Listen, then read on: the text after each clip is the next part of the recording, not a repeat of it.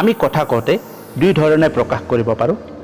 একে অৰ্থ থকা এটা বাক্যক আমি অন্ততঃ দুই ধৰণে প্ৰকাশ কৰোঁ, যেনে তেওঁ কিতাপখন টেবুলত থলে।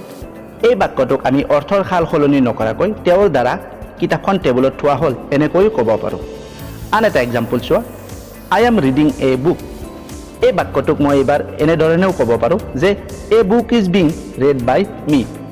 প্ৰথম বাক্যটোত আই অৰ্থাৎ ছাবজেক্টৰ ওপৰত গুৰুত্ব দিয়া হৈছে। ছেকেণ্ড বাক্যত এ বুক অৰ্থাৎ অবজেক্টৰ ওপৰত গুৰুত্ব দিয়া হৈছে।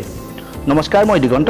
আজি আমি এই ভিডিঅ'ত ভইচ চেঞ্জৰ নিয়মবোৰ আলোচনা কৰিম, লগতে নিয়মবোৰ কেতিয়া কেনেদৰে ব্যৱহাৰ হয় সকলো বিতংভাৱে আলোচনা কৰিম। মই ভাবোঁ এই ভিডিঅ'টো চোৱাৰ পিছত ভইচ চেঞ্জ কৰাক লৈ যিটো ভয় আছে সেই ভয়টোও তোমালোকৰ আঁতৰ হ'ব।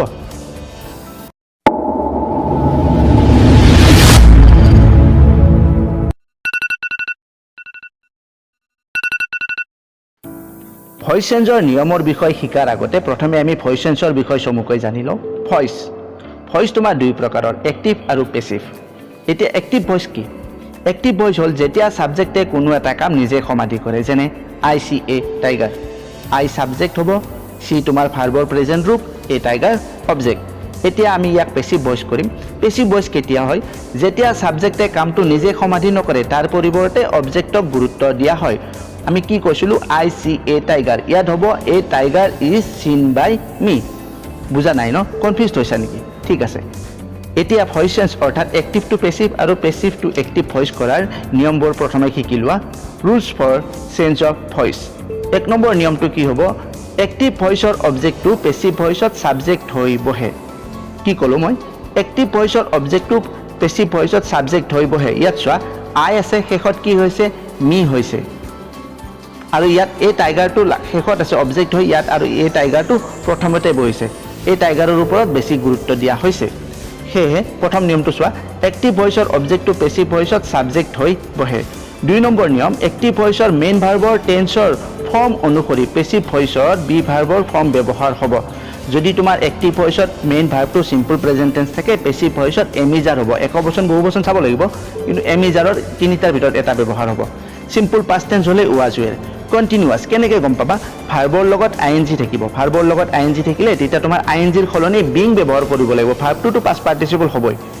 পাৰফেক্ট টেন্স যদি হেভ, হেজ, হেড এই 3টাৰ যিকোনো এটা থাকে তেতিয়া কি ব্যৱহাৰ হ'ব? বিন ব্যৱহাৰ হ'ব। Future tense, auxiliary verb, imperative sentence হ'লে কি ব্যৱহাৰ হ'ব? বি ব্যৱহাৰ হ'ব। 3 নম্বৰ ব্যৱহাৰটো চোৱা, এক্টিভ ভইচৰ মেইন ভাৰ্বটোৰ পেছিভ ভইচত পাষ্ট পাৰ্টিচিপল ফৰ্ম ব্যৱহাৰ হ'ব। কি কৈছে? এক্টিভ ভইচৰ মেইন ভাৰ্বটোৰ পাষ্ট পাৰ্টিচিপল ফৰ্ম ব্যৱহাৰ কৰিব লাগিব আমি পেছিভ ভইচত। যদি ডু থাকে ডান, গো থাকিলে গান, এনেকুৱা ধৰণে। এবাৰ 4 নম্বৰ ব্যৱহাৰটো চোৱা, এক্টিভ ভইচৰ ছাবজেক্টটো পেছিভ ভইচত বাই প্ৰিপজিশ্যনৰ অবজেক্ট হৈ বহে। প্ৰথম এক্সাম্পলটো চাইছিলোঁ যে আমি আই চি এ টাইগাৰ, আইটো হ'ল ছাবজেক্ট। ইয়াত চোৱা, পেছিভত এ টাইগাৰ ইজ চিন বাই মি অৰ্থাৎ বাই হ'ল প্ৰিপজিশ্যন, তাৰ অবজেক্ট হৈ বহিছে মি। 5 নম্বৰটো চোৱা, এক্টিভ ভইচৰ প্ৰনাউন শব্দবোৰ অৰ্থাৎ ছাবজেক্টিভ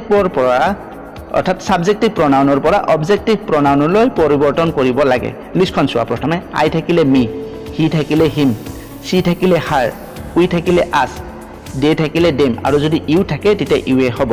আমি ভইচৰ নিয়মবোৰ শিকিলোঁ। এতিয়া এক্সাম্পল সহ এই নিয়মবোৰ কেনেদৰে ব্যৱহাৰ হয় সেইটো চাওঁ আহা। 1 নম্বৰটো চোৱা, চিলড্ৰেন লাইক চুইটছ। এইটো প্ৰেজেণ্ট টেন্সত আছে। আমি কেনেকৈ গম পালোঁ? ভাৰ্বটো চাব লাগিব। ভাৰ্ব লাইক চিম্পল প্ৰেজেণ্ট টেন্সত আছে। Children like sweets. এই বাক্যটোত চিলড্ৰেন হ'ল ছাবজেক্ট, লাইক ভাৰ্বটো প্ৰেজেণ্ট ফৰ্মতে আছে, চুইটছ হ'ল অবজেক্ট। চুইটছ চোৱা বহুবচনত আছে। এতিয়া আমি অবজেক্টটো আগলৈ অৰ্থাৎ ছাবজেক্টৰ ঠাইত বহাম। অবজেক্টটো বহুবচন, চ' আৰ ব্যৱহাৰ হ'ব। লাইকৰ পাষ্ট পাৰ্টিচিপল হ'ল তোমাৰ লাইকড। এতিয়া বাই ব্যৱহাৰ কৰি শেষত ছাবজেক্টটো বহাব লাগিব। কাৰেক্ট এনচাৰ হ'ব sweets are like by children. মই কৈছিলোঁ চুইটছ বহুবচন, ভাৰ্বটো প্ৰেজেণ্ট টেন্সত আছে, চ' আৰ হ'ব। লাইকৰ পাষ্ট পাৰ্টিচিপল লাইকড, বাই লগাই যিহেতুকে তোমাৰ চিলড্ৰেন আছে, চিলড্ৰেনটো শেষৰ ফালে বহাই দিলোঁ। আনচাৰ হ'ল কি? Sweets are like by children. 2 নম্বৰটো চোৱা, the doctor is examining a patient. এইটো হ'ল প্ৰেজেণ্ট কণ্টিনিউৱাছ টেন্সৰ বাক্য। মই কৈছিলোঁ কেনেকৈ গম পাবা? ভাৰ্বৰ লগত আই এন জি আছে, কাৰণ ছাবজেক্টৰ পাছত ইজ আৰু ভাৰ্বৰ লগত আই এন জি আছে। তোমালোকে এটা কাম কৰিবা, মই টেন্সৰ বিষয়ে আৰু বাক্যৰ গঠনবোৰ আলোচনা কৰি ভিডিঅ' অলৰেডি বনাইছোঁ, এবাৰ চাই ল'বা। বাক্যৰ গঠনবোৰ জানিলে বহুত ইজি হৈ পৰিব তোমালোকৰ বাবে। এতিয়া এই বাক্যটো চোৱা, ইয়াত দ্য ডক্টৰ হ'ল ছাবজেক্ট। ছাবজেক্ট একবচনত আছে, সো বি ভাৰ্বৰ ফৰ্ম ইজ ব্যৱহাৰ হৈছে এক্সামাইনিং টু ভাৰ্ব আৰু এ পেচেণ্টটো হ'ল অবজেক্ট এতিয়া অবজেক্ট ফাৰ্ষ্ট ব্যৱহাৰ কৰা তাৰ পাছত বি ভাৰ্বৰ ফৰ্ম ভাৰ্বৰ লগত আইএনজি আছে সো বিং ভাৰ্বৰ পাষ্ট পাৰ্টিচিপল বাইৰ পাছত সাবজেক্ট কাৰেক্ট আনসাৰ হ'ব a patient is being examined by the doctor 3 নম্বৰটো চাবা I have seen the Taj Mahal এইটো প্ৰেজেন্ট পাৰফেক্ট টেন্সৰ বাক্য কাৰণ ইয়াত হ্যাভ আছে ভাৰ্বৰ পাষ্ট পাৰ্টিচিপল আছে ইয়াত আই সাবজেক্ট সিন ভাৰ্বৰ পাষ্ট পাৰ্টিচিপল আৰু দা তাজমহল অবজেক্ট ভইচ চেঞ্জৰ নিয়ম অনুসৰি অবজেক্টটো আগলৈ আনা বিন ইউজ কৰা ভাৰ্বৰ পাষ্ট পাৰ্টিচিপল ফৰ্ম আছে সো ভাৰ্বৰ ফৰ্ম একেই থাকিব বাই প্ৰিপজিশনৰ পাছত প্ৰনাউন সলনি কৰি সাবজেক্ট আনসাৰ হ'ব দা Taj Mahal has been seen by মি ইয়াত চোৱা আইৰ সলনি মি হৈছে তাৰ আগত বাই বহিছে দা তাজমহল একবচন সো হেজ ব্যৱহাৰ কৰা হৈছে হেভ বা হেজ হেড থাকিলে বিন ইউজ কৰিব লাগে ভাৰ্বটো মন কৰিবা চেঞ্জ হোৱা নাই কাৰণ এক্টিভটো পাষ্ট পাৰ্টিচিপল ফৰ্ম আছে আৰু শেষত বাইৰ পাছত আই সাবজেক্ট পৰিৱৰ্তে মি ব্যৱহাৰ কৰা হৈছে তোমালোকে যদি ভিডিঅ'টো ভাল পাইছা লাইক কৰিবা ফ্ৰেণ্ডছৰ লগত শ্বেয়াৰ কৰিবা আৰু ভিডিঅ'ৰ নটিফিকেশ্যন পাবলৈ চেনেলটো ছাবস্ক্ৰাইব কৰিবা আৰু বেল আইকনটো প্ৰেছ কৰিবা নেক্সট ভিডিঅ'ত আমি ভইচ চেঞ্জৰ টেন্স অনুসৰি বাক্যৰ গঠনবোৰ শিকিম এনেদৰে আমি part by part voice complete rules and ফৰ্মুলাবোৰ শিকিম এই ভিডিঅ'টো ইমানতে এৰিছোঁ নেক্সট ভিডিঅ'ত লগ পাম ভিডিঅ'টো চোৱাৰ বাবে ধন্যবাদ